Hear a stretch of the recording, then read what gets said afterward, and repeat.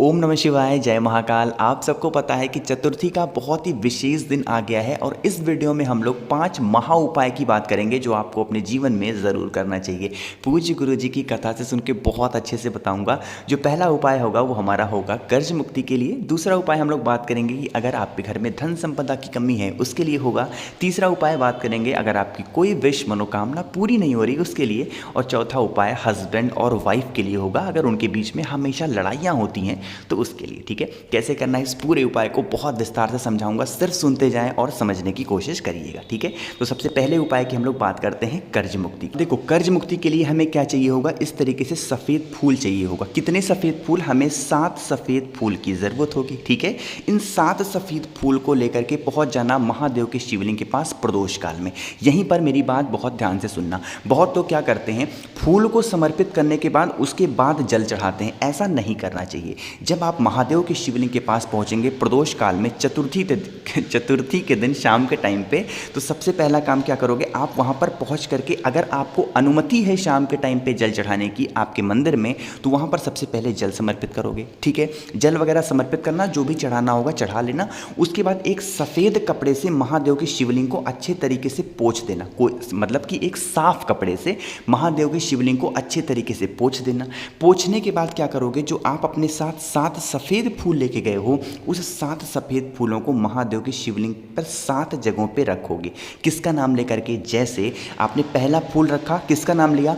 अवधूतेश्वर महादेव का नाम लेना। साथ ही साथ जिस भी वजह से आपको बहुत ज़्यादा कर्ज की समस्या है, कोई पैसा वापस नहीं कर रहा, तो उसका नाम ले लेना। या फिर जिस भी वजह से कर्ज की समस्या है तो वो आप वहाँ पर कह देना। इसी तरीके से 7 की 7 फूलों को आपको महादेव के शिवलिंग के ऊपर अवधूतेश्वर महादेव के नाम से समर्पित कर देना है। ठीक है, ये तो हमने बात कर ली कर्ज मुक्ति के लिए और यहाँ पर हमारा खत्म होता है पहला उपाय।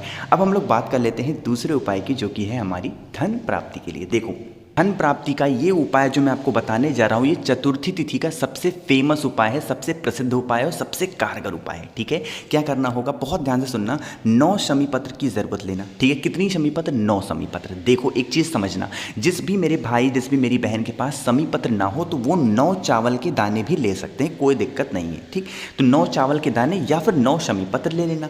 अब उन 9 शमी पत्र को महादेव के शिवलिंग पर आपको समर्पित करना है अलग अलग जगहों पर। मेरी बात ध्यान से सुनना। देखो, ये जो शिवलिंग आपके सामने यहाँ पर दिख रहे हैं, शिवलिंग का जो राइट साइड होता है, यानी कि जो दाहिना भाग होता है, वो होता है भगवान गणेश का स्थान। ठीक है, तो सबसे पहले चतुर्थी तिथि के दिन सुबह के टाइम पे आप जाओगे भगवान भोले शंकर के मंदिर में और यहाँ पर शिवलिंग के जो राइट भाग होता है, यहाँ पर 5 शमी पत्र आप समर्पित करो। कितनी शमी पत्र? 5 शमी पत्र। जैसे यहाँ पर 5 शमी पत्र मैंने समर्पित कर दी। आपके पास थी कितनी शमी पत्र? आपके पास 9 थी। 9 में से 5 आपने यहाँ पर समर्पित कर दी। बची कितनी? 4 शमी पत्र। ठीक है, 4 शमी पत्र बची ना। अब उन 4 शमी पत्र में से जो 3 शमी पत्र होगा, महादेव के शिवलिंग के ऊपर उन 3 शमी पत्र को आप समर्पित कर देना, श्री शिवाय नमस्तुभ्यम का स्मरण करते हुए। ठीक है, 3 शमी पत्र आपने यहाँ पर समर्पित कर दी और 5 आपने यहाँ पर चढ़ाया और 3 आपने यहाँ पर समर्पित की। कितने हो गए? 5 और 3 8। बची कितनी शमी पत्र? अभी आपके पास 1 शमी पत्र आपके पास और बची है। अब यहाँ पर सुनना, यही सबसे बड़ा यहाँ पर उपाय होगा। देखो, क्या करना, जब आपकी पूजन समाप्त हो जाए, सब कुछ चढ़ा चुके हैं आप, जब आप मंदिर से बाहर निकल रहे हो, तो ये मान लो कि महादेव का चौखट है। जब आप मंदिर से बाहर निकल रहे हो, वापस आ रहे हो, तो आपका जो लेफ्ट साइड होगा वहाँ पर आपको 1 शमी पत्र आपको रख देना है। और रखने के बाद, चौखट की मैं बात कर रहा हूँ, चौखट के बाहर। ठीक है, चौखट के बाहर अपने लेफ्ट साइड में 1 शमी पत्र आप रखना और उसी के बगल में एक घी का दिया गोल बत्ती का, नाम याद रखना, घी का दिया गोल बत्ती का भगवान मयूर ध्वज, कौन सा नाम? मयूर ध्वज का नाम लेकर के आपको उस दीपक को जला देना है। जो भी व्यक्ति चतुर्थी तिथि के दिन इस उपाय को, शमी पत्र को या फिर चावल के इस उपाय को कर लेता है, उसके जीवन में, उसके घर में कभी भी धन संपदा की कमी बिल्कुल भी नहीं होती। ठीक है, ये धन संपदा का चतुर्थी तिथि का बहुत ही सुंदर और सबसे आसान, सबसे कारगर उपाय है। मेरी बात समझ में आ रही है? तो ये हमने 2 उपाय की यहाँ पर बात कर ली है।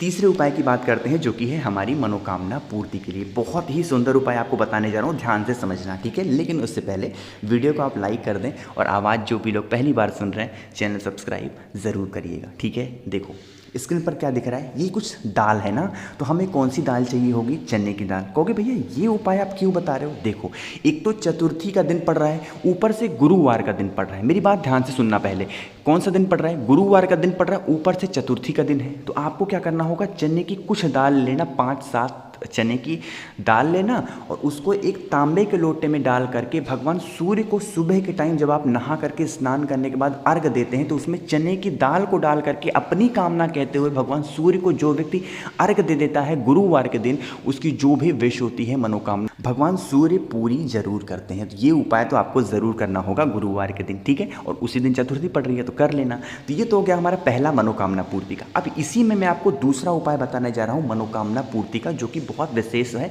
समझने की कोशिश करिएगा। आपको पता है सर्वप्रथम पूजनीय देवता माने जाते हैं हिंदू धर्म के, है ना, माने जाते हैं, और इनको विघ्नहर्ता भी बोलते हैं। तो आपके जो भी विघ्न है दूर करेंगे। क्या करना होगा, बहुत ध्यान से सुनना। देखो क्या करें, सबसे पहले आपको क्या करना होगा, चतुर्थी के दिन शाम के टाइम पे अपने छत पे जाना होगा या फिर जहाँ पर भी चंद्र भगवान के दर्शन हो पाए। सबसे पहले आप चंद्र भगवान के दर्शन करेंगे, उनसे पूजन अर्चना करेंगे, अपनी बात को कहेंगे, ठीक है। उसके बाद उनसे बात कह करके आप कहाँ पे आओगे, भगवान गणेश के पास आओगे, जहाँ पर भी आपके घर में उनकी फोटो हो, मूर्ति हो, प्रतिमा हो, ठीक है। अब देखो यहाँ पर आपको 2 काम करना होगा। सबसे पहला काम क्या करना है, जो भगवान गणेश होते हैं ना, इनको मोदक बहुत प्रिय है, ठीक है। अगर आपको मोदक मिल जाता है तो बहुत अच्छी बात है। तो 5 मोदक का आपको इनके सामने भोग लगाना होगा, ठीक। अगर मोदक नहीं मिलता है तो कोई सा भी लड्डू मार्केट में है वो ला करके आप 5 लड्डुओं का भोग लगाना, ठीक। ये तो हो गया हमारा पहला काम।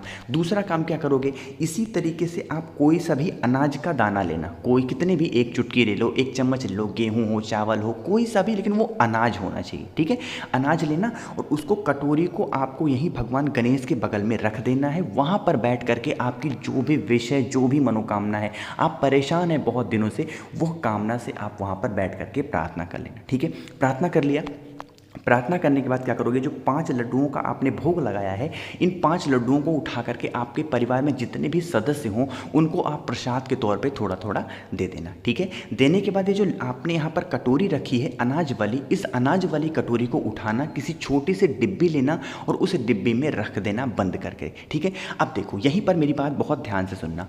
अब आपके घर का कोई भी सदस्य कभी भी किसी भी दिन घर से बाहर जाए, चाहे वो एग्ज़ाम देने के लिए जाए, किसी पेपर देने के लिए जाए, किसी बिजनेस के पर्पज से जाए, तो आपको क्या करना होगा, उसमें से कुछ गेहूं के दानों को निकाल करके उनकी पैंट के जेब में या फिर उनकी शर्ट के जेब में डाल देना है। और वो जिस भी काम के लिए जाएंगे वो काम विघ्नहर्ता सारे विघ्न उनके जीवन के दूर जरूर करेंगे। ये तो हो गया हमारा पहला काम। उसके बाद जब वो वापस लौट करके आए तो उनकी जेब में से या फिर उनकी जहाँ पर भी आपने रखा हो उसमें से गेहूं के दानों को, चावल के दानों को निकालें और किसी पेड़ वगैरह के नीचे या फिर किसी पक्षियों के लिए डाल दें। यकीन मानिए ये उपाय जो भी चतुर्थी तिथि के दिन कर लेता है उसके जीवन के सारे विघ्न दूर होते हैं और उसकी सारी मनोकामनाएं पूरी ज़रूर होती हैं, ठीक। ये तो हमने बात कर ली मनोकामना पूर्ति के लिए। अब हम लोग इस वीडियो के सबसे आखिरी उपाय की बात करते हैं, जो कि है हमारा चौथा उपाय, पति और पत्नी। ये बहुत कॉमन से क्वेश्चन हो गए, भैया हमारे पति, हमारी पत्नियां बहुत लड़ती हैं। एक तो मैसेज आ गया, भैया हमारी पत्नी मेरी बात नहीं सुनती है। तो उसके लिए भी है, आप परेशान ना हो कि मैं सिर्फ और सिर्फ लड़कियों के ही बताता हूँ कि पति को कैसे आप उनकी बात मनवाएं या फिर कैसे। आप पति हैं तो आप इस उपाय को कर सकते हैं, पत्नी हैं तो भी इस उपाय को कर सकती हैं। क्या चाहिए होगा, हमें चाहिए होगा दूर्वा। कितनी दूर्वा, हमें 5 दूर्वा लेनी है।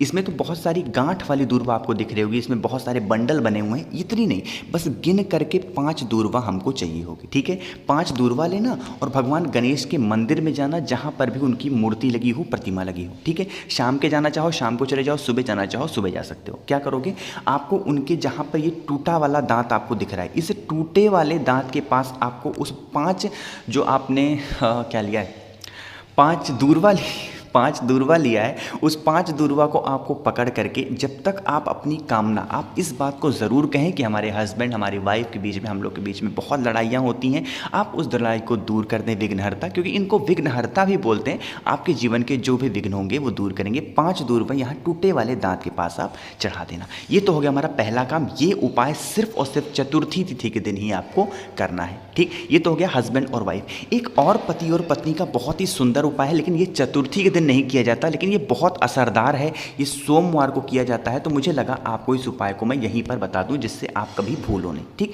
देखो क्या करना, इस तरीके से मूंग लेना, हरा वाला जो मूंग आता है ना, मूंग की दाल नहीं, खड़ा वाला जो हरा मूंग आता है वो ले लेना। इसको भिगाना नहीं है, इसको कुछ भी नहीं करना, बस आप थोड़ा सा एक कटोरी हरा मूंग लेना और उस हरे मूंग के ऊपर एक गुड़ का टुकड़ा रख देना, ठीक है। एक गुड़ का टुकड़ा रखना, साथ ही साथ एक छोटी सी बेलपत्र लेना जो कहीं से कटा फिटा हुआ ना हो, ठीक। और उसके बाद एक मिनट, ये इस तरीके से लेकर के इस पर एक आप गुड़ रखना और एक आप बेलपत्र रख करके जो भी नंदी हो आपके घर के आसपास मिल जाएं, उनको आपको अपनी बात कहते हुए कि हमारे हस्बैंड के बीच में लड़ाई चल रही है, हमारी पत्नी के बीच में लड़ाई चल रही है, इस कामना से खिलाओगे। एक बात का ध्यान रखना, सभी नंदी को नहीं खिलाना है। जिस नंदी की नाक में इस तरीके से नकेल बांध दी गई हो, यानी कि उनके नाक से होकर के कोई रस्सी चली गई हो, ऐसे नंदी को नहीं खिलाना है। हमें ऐसे नंदी को खिलाना है जिनकी नाक बिल्कुल साफ़ हो, उनकी नाक के बीच में से कोई रस्सी न डाली गई हो, उनके नाक में कोई नकेल न डाली गई हो। ऐसे नंदी को आपको अपनी विश कहते हुए कि हमारे हस्बैंड और वाइफ के बीच में बहुत लड़ाइयाँ होती हैं, बहुत मिसअंडरस्टैंडिंग है, बहुत गुस्सा करते हैं, हमारी बात नहीं सुनते, फ़ोन नहीं उठाते, जो भी आपकी समस्या है, अदालत तक बात पहुँच गई है, इस उपाय को सोमवार के दिन ज़रूर करके देख लीजिएगा, आपको खुद फ़र्क नज़र आ जाएगा। हमने यहाँ पर बहुत सारे उपाय की बात कर ली है। आपकी जो भी इसमें से समस्या हो, अपने अकॉर्डिंग अपने हिसाब से इन उपाय को करना। आपकी इच्छा हो सारे के सारे उपाय आप कर सकते हो, आपकी इच्छा हो कोई एक उपाय कर लो, कोई दो उपाय कर लो, ये आपके ऊपर है। अपनी ज़रूरत के हिसाब से उपाय को ज़रूर करना। मैंने कोशिश की अपनी तरफ से अच्छा समझाने की। वीडियो पसंद आई हो तो लाइक कर दें, कुछ पूछना हो नहीं समझ में आया नीचे कमेंट में पूछें। आवाज़ जो भी लोग पहली बार सुन रहे हैं, चैनल सब्सक्राइब करिएगा। मुझसे फ़ोन पे बातें करनी हो तो इंस्टाग्राम पे फॉलो कर लो, द नेचुरल प्लैनेट 108। ओम नमः शिवाय, जय महाकाल।